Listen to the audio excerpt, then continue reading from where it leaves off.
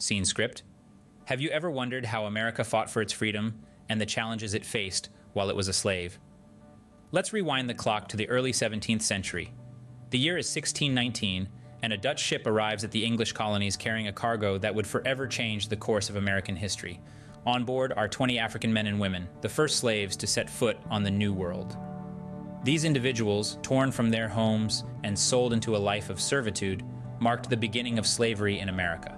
But why did the English colonies, newly established and struggling for survival, turn to slavery? The answer lies in the economic and social realities of the time. For the colonists, the New World represented an opportunity for prosperity and wealth. With its fertile soil and vast lands, the potential for agriculture was enormous. But this potential could only be realized with a plentiful and cheap source of labor. And so, the colonists turned to slavery. The social dynamics of the time further solidified the establishment of the slave trade. The English colonies, like many societies of the time, were highly stratified. The wealthy landowners held power, and the poor, both white and black, were largely disenfranchised. Slavery, in many ways, reinforced this social structure. It provided the wealthy with a source of cheap labor, while at the same time creating a clear demarcation between the races, further entrenching the social hierarchy. But as we'll see, this decision to turn to slavery, driven by economic and social factors, was not without its consequences. It sowed the seeds of division and conflict, setting the stage for a struggle for freedom that would span centuries.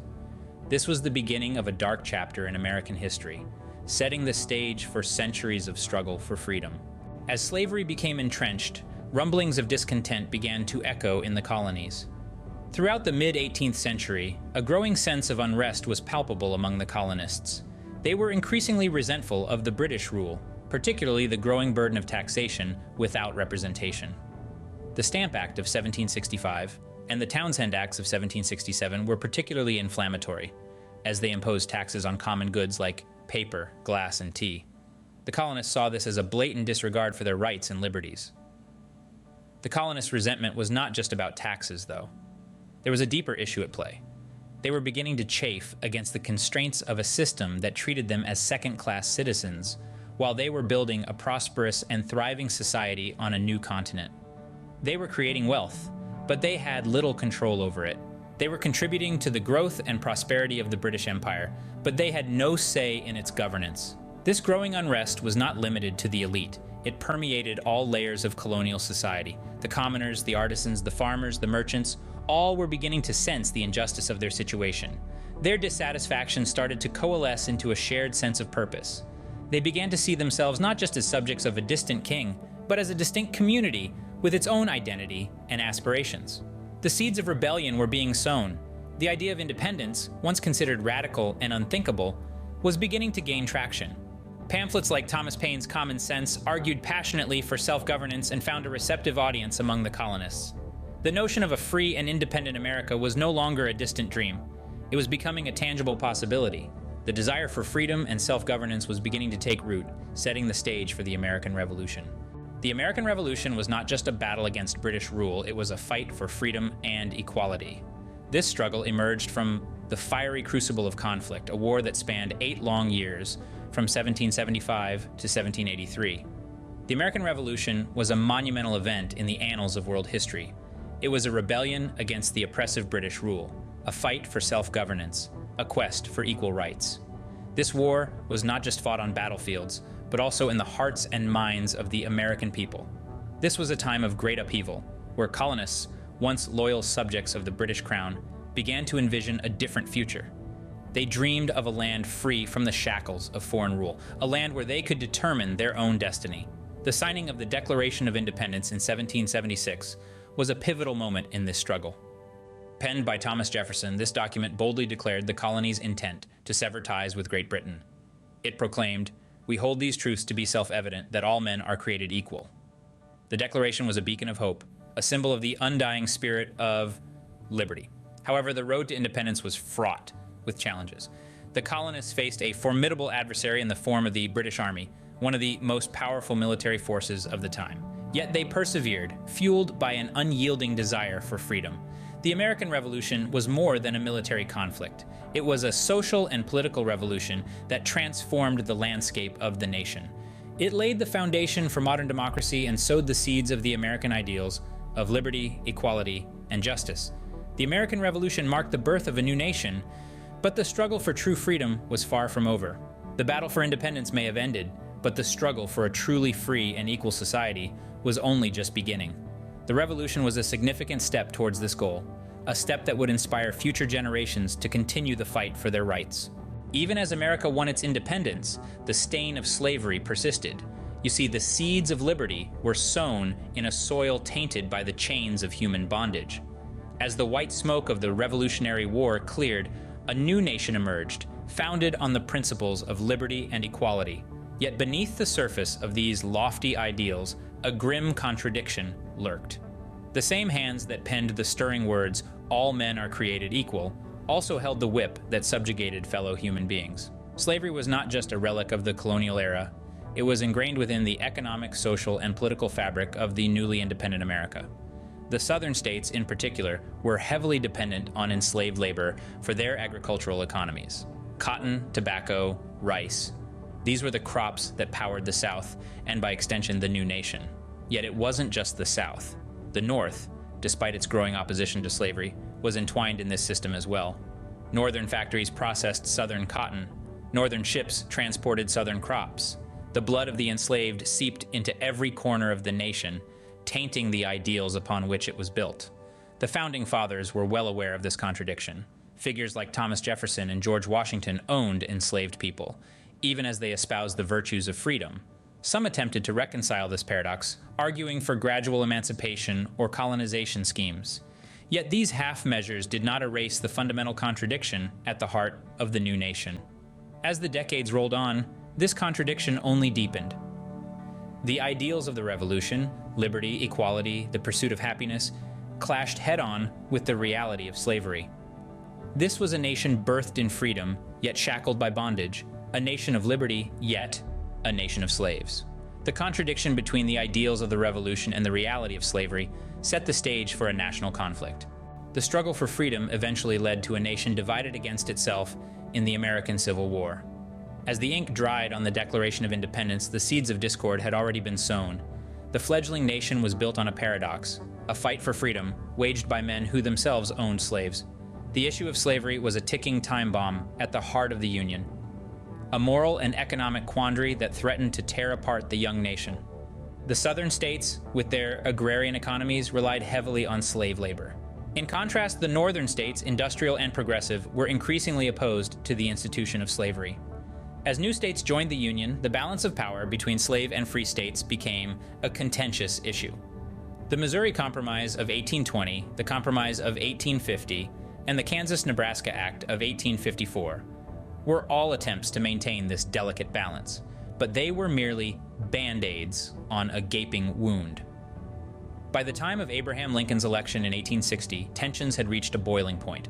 Lincoln's anti-slavery stance was the final straw for the southern states. South Carolina was the first to secede, shortly followed by 6 more southern states. They formed the Confederate States of America, and in April 1861, the Civil War began. The war was brutal and bloody, with casualties on both sides exceeding anything America had seen before. But it was also a turning point. The Emancipation Proclamation of 1862 declared slaves in Confederate-held territory free, changing the war's focus from preserving the Union to abolishing slavery. After 4 long years of conflict, the South surrendered at Appomattox Courthouse in Virginia. The Civil War was over, and with it, the institution of slavery. But the scars of the war ran deep, and the struggle for true equality was far from over. The Civil War brought an end to slavery, but the struggle for true equality was still far from over. With the end of slavery, a new era of struggle began. This period, known as Reconstruction, aimed to rebuild the southern states and reintegrate them into the Union. But the task was far from simple. The South was ravaged, its economy in ruins. The newly freed slaves now had to navigate an uncertain future, striving to find their place in a society that had long viewed them as property rather than people.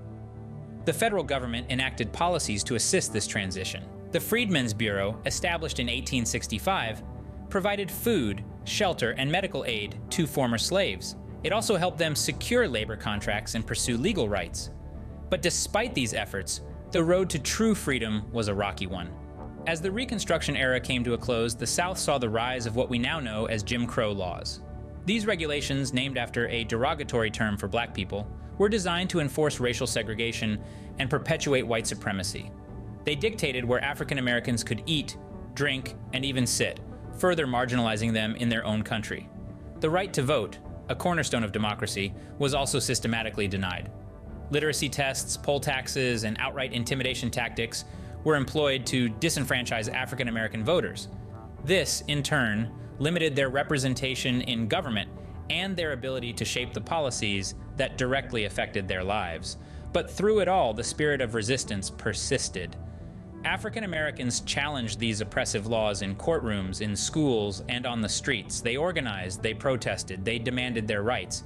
They understood that the fight for freedom was not over. It had merely changed shape. This era serves as a stark reminder of how the legacy of slavery continued to cast a long shadow over the nation. It shows us that the abolition of slavery was only the first step on a long journey towards equality and justice. This was not just a fight for freedom. This was, and remains, a fight for true equality. The fight for freedom had evolved into a fight for true equality. The fight for freedom and equality reached its climax in the civil rights movement of the 20th century. An era that remains etched in the annals of history, the civil rights movement was the embodiment of the collective struggle of countless individuals, united in their pursuit of justice and equality.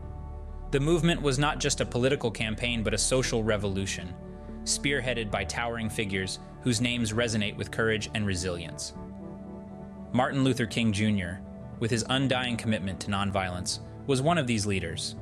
His "I Have a Dream" speech, delivered in the summer of 1963, still echoes in our hearts, reminding us of a dream for a world where people are judged by their character, not the color of their skin. Rosa Parks, too, emerged as a symbol of resistance when she refused to give up her seat on a Montgomery bus, challenging the deeply ingrained norms of racial segregation. And let's not forget Malcolm X, who preached for racial pride and black nationalism, his words serving as a clarion call for the oppressed. This movement was not confined to speeches and demonstrations alone. It was also a legal battle waged in the courtrooms. The landmark Brown vs. Board of Education case in 1954, for instance, led to the desegregation of public schools across the United States, marking a significant victory in the fight against institutionalized racism. The Civil Rights Act of 1964 and the Voting Rights Act of 1965 were watershed moments, outlawing racial discrimination in public places and protecting the voting rights of minorities, respectively. The civil rights movement was a monumental step towards dismantling the edifice of racial discrimination. It reshaped American society, redefining the contours of freedom and equality. Yet, it was not the end. It was a significant milestone on the long, winding road towards a truly equal and just society. The civil rights movement marked a significant step towards true equality, but the struggle for freedom continues to this day. So, what does this journey tell us about America's struggle for freedom? From the earliest days of colonization, the land that would become America was a stage set for a dramatic struggle. A struggle marked by the pursuit of freedom, the grim reality of slavery, and the fight for equality. In the beginning, we saw the roots of rebellion take hold. We saw colonists who, despite their own imperfections and prejudices, sought to free themselves from the oppressive rule of a distant king. This struggle gave birth to a new nation, a nation founded on the principle that all men are created equal. Yet it was a principle that was, paradoxically, built on the backs of enslaved people. As the new nation grew, so too did the institution of slavery. It spread like a cancer, dividing the nation and setting the stage for a bloody civil war. This was a war not just between the North and South, but a war fought over the soul of the nation. The question at its heart: could a nation conceived in liberty endure if it denied that liberty to a significant portion of its people? And when the smoke of the battlefields cleared, the struggle continued. The Emancipation Proclamation and the 13th Amendment may have legally ended slavery, but they did not erase the centuries of oppression and inequity. The fight for freedom evolved into a fight for civil rights, for equal opportunity, for a truly just society. Even today, the struggle for freedom continues. It is seen in the ongoing fight for equal rights, in the protests against systemic racism, and in the tireless work of those who refuse to let the dream of a truly equal America fade into history. The struggle for freedom is a fundamental part of America's history, and it continues to shape its future. It is a reminder that liberty is not simply a gift to be handed down, but a right to be fought for, a dream to be realized, and a promise to be fulfilled.